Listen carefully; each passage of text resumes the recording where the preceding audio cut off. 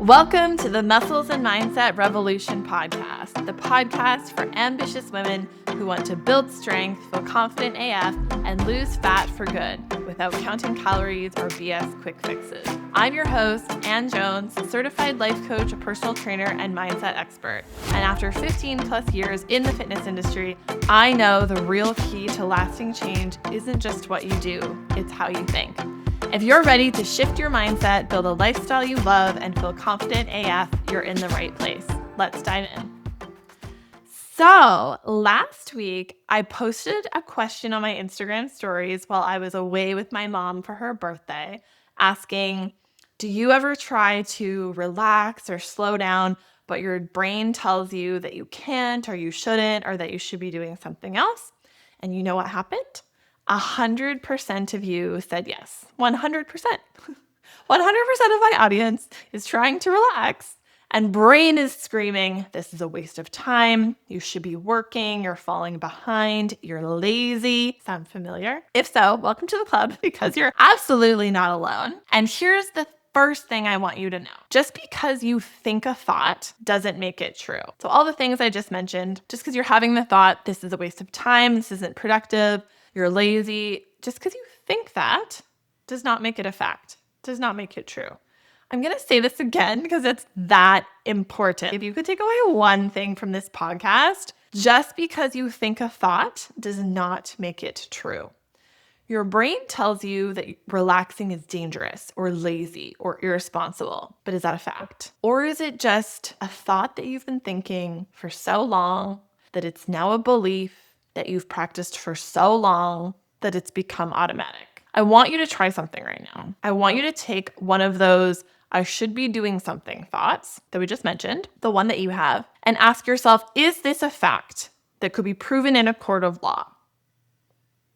Or is it just a thought?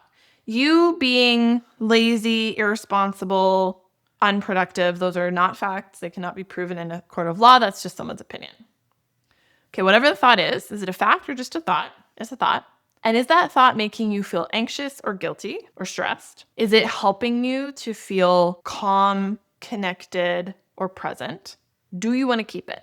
Do you want to keep thinking that thought? Because if a thought is making you feel bad or stealing your ability to enjoy the moment, or even stealing your ability to be productive or focus, you are allowed to change it. But here's why this is so hard. It's not your fault. From everything that I have learned and studied about the nervous system over the past 10, 11, 12 years, I know this to be true. Your brain and your body are wired to seek safety. Your brain wants context, which I'm giving you now, and connection, which you're going to give to yourself. And for so many of us, especially high-achieving, successful women, doing equals safety currently, because we were socialized this way, right? Many of us were raised this way, and we're rewarded for it, highly rewarded for it. So when you're moving, working, checking off lists, you feel productive. You get a gold star. You feel on top of it. You feel in control. You've been taught that this is right. It doesn't matter if you fall down dead at the end of the day, you get a gold star. But when you slow down, guess what happens? That feels vulnerable. Slowing down can feel unsafe because it literally triggers deeply ingrained survival patterns in your brain. Your brain starts screaming danger. Uncomfortable, something bad's gonna happen, somebody's gonna yell at you, you're gonna miss something, something's not gonna get done, and your nervous system flips into fight or flight. This is why slowing down can feel unsafe, because it literally triggers those deeply ingrained survival patterns in your brain. It's not because you're lazy. It's not because relaxing is bad. It's not because it's a waste of time. It's because we've been socialized to believe that it is good and safe. And so doing the opposite triggers deeply ingrained survival patterns, which don't make sense because you're not threatened by relaxing in the pool. This is so odd sounding, but relaxation is actually a skill. It's not just about scheduling me time. It's actually about helping your nervous system feel safe enough to pause. And if you've listened to other episodes of my podcast, you know that I've been through this journey on my own for the past several years. And so how do you start shifting this? I'm going to make it really simple. I'm not even going to jump to like where I'm at or what I did. I'm going to keep it so simple for you, okay? So here are a few things that I teach my new clients and then I practice myself, but this is where I would start. Number one, begin with awareness. Like, people poo-poo mindfulness, but it is everything. Mindfulness is having better sex. Mindfulness is having better focus at work. Mindfulness is having more presence and connection with your kids, being a better parent. Mindfulness is losing body fat. Mindfulness is no longer binge or emotional eating. Mindfulness is it, okay? So start with awareness. And first, notice the thought that you are thinking. Shit happens that we can't control. And then you have a thought about it, which you can control. And then because of that thought, you feel some kind of way. And that thought leads you to do something, take an action or not take an action, which creates the result that you then get. So we got to start with the thought. First, notice the thought. I should be working. This is unproductive. I'll fall behind. I should put away the laundry. Just see it. Don't judge it. Just see it as a thought. This is the most powerful thing you can do. I do this personally. I do this with clients all the time. See it as a thought. Oh, thank you, brain. I see that thought. Okay, cool. I see that's just a thought. Doesn't mean it's true. Doesn't mean I'm going to buy into it. Just interesting. I'm having that thought. Okay, cool. Don't judge it. Next step is to question it. Is it a fact? Is it a fact that I'm going to fall behind, crash and burn? My bank account's going to empty out if I don't do whatever I think I need to be doing right now? No, it is not a fact. If it is negotiable, if it cannot be proven in a court of law, it is not a fact. It is probably a belief that you've repeated for so long it's automatic. So number one, see it. Number two, question it. My previous coach and friend, Cara Barone, says that not every thought deserves a seat at your table. Doesn't deserve to be taking up brain space. Number three, replace. Don't just remove. Because remember what I said, your brain can't not do something. Your brain can only do an activity. It can't not do anything. So you have to replace the activity or the thought. Your brain can't just do nothing. It's wired to focus on something. So if you want to relax, you have to give it a new anchor. You can't just be like, I'm going to think about blank space. So if mindless scrolling is your thing, maybe you replace it with a few mindful breaths. I have something, it's like a fidget ring. I used to poo-poo like fidget spinners and stuff, and I kind of still do, but it's called Stim.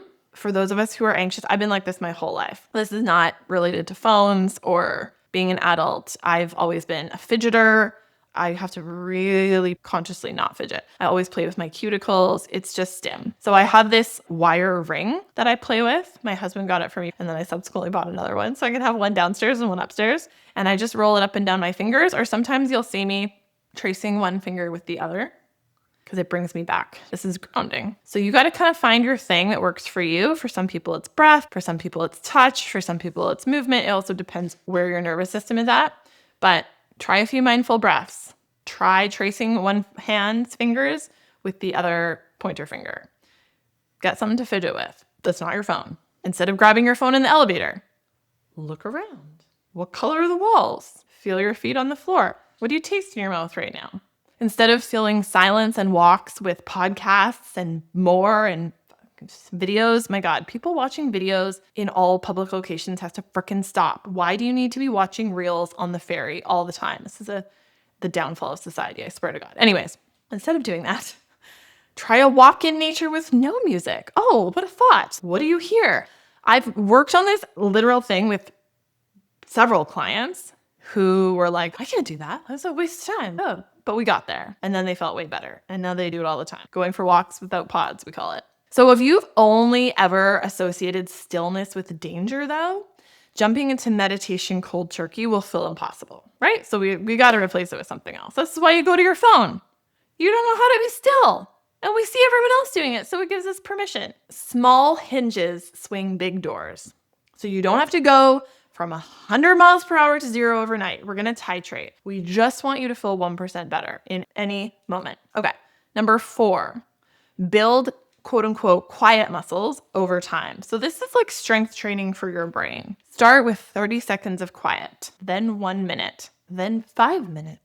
Kate Northrup calls this the art of doing less but achieving more. And let me tell you, it works, because the more regulated your nervous system, the more creative, productive, attentive, and joyful you become. I want to share with you, I worked on this with my nervous system coach. I was not getting anything done in my business for my clients. I was taking care of my clients, but I could never make ground on a project because I was constantly in my business, messaging, caretaking. I couldn't focus on a creative project. And I love creative projects, but I couldn't just have one tab open.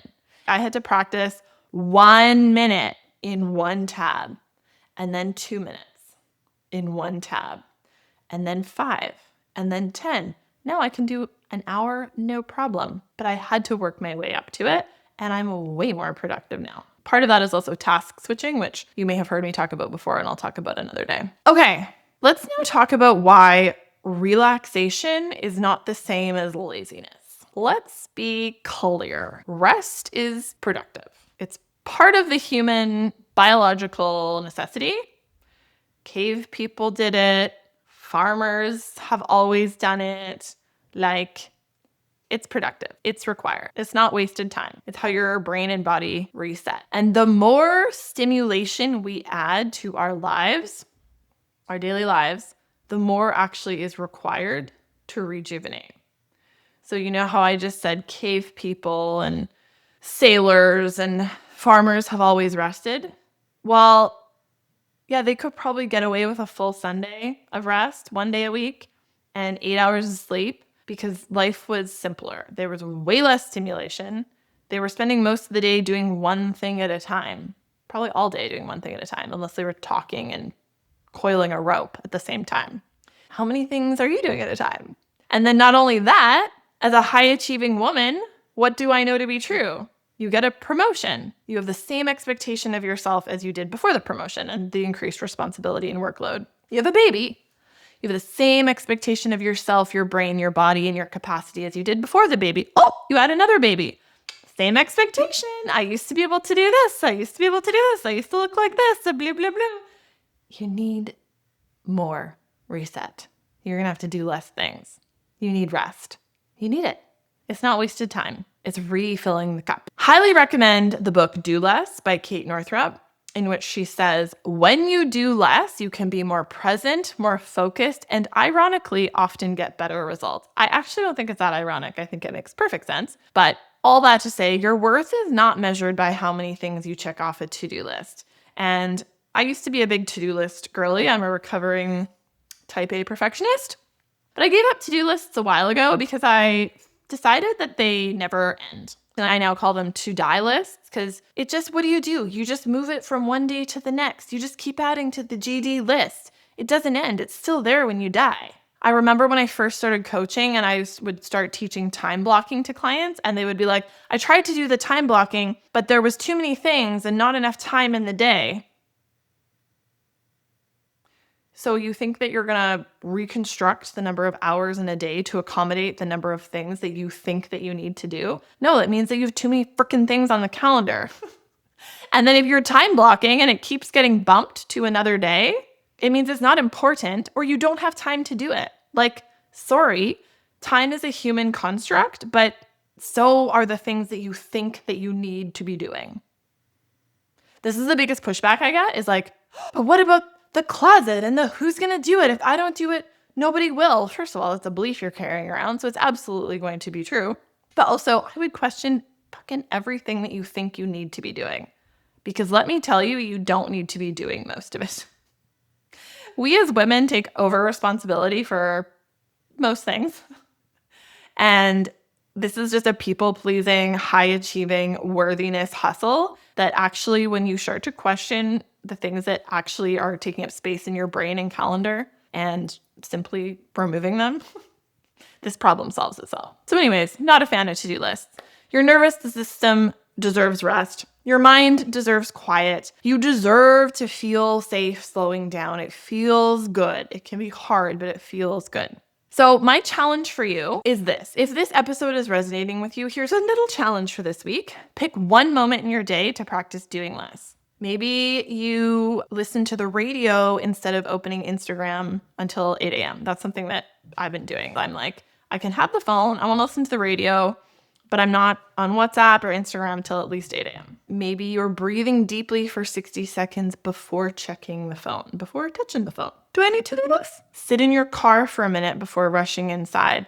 This is one that I do. You can sit in your car for a minute before rushing inside. You can breathe deeply before checking your phone or not checking your phone. Go for a walk without headphones. Just pause. Let that person wait for 3 days before you reply to their email. Just pause. Just pause. Refrain. And remind yourself, I'm safe. Even when I'm not doing anything, I'm safe. Because that's what it's about. It's about your body not feeling safe. You are safe. You're okay. You're okay right now. You're safe. You're good. If this episode hit home for you, I would love for you to share it with a friend who's always on, or come find me over on Instagram at AnnJonesFit and let me know one place you're going to practice doing less this week. And if you want help unwinding your own nervous system patterns so you can finally feel relaxed and strong and enjoy all these moments and people and things you've worked so hard for, send me a message. This is the kind of mindset work that changes everything. And I'm opening something really exciting in the fall, a really affordable, accessible, easy peasy nervous system course. So if you would like to get on the wait list for that, send me a message at AnnJonesFit on Instagram. Thank you for being here, my friend. Please give yourself permission to rest. Like, you deserve it more than you know. And that is a wrap for today's episode of the Muscles and Mindset Revolution podcast. If you enjoyed today's episode, don't forget to hit that subscribe button so you don't miss the next one. And if you would like to connect, come hang out with me on Instagram at AnnJonesFit. I would love to hear from you. Thank you for being here, and I'll see you next time.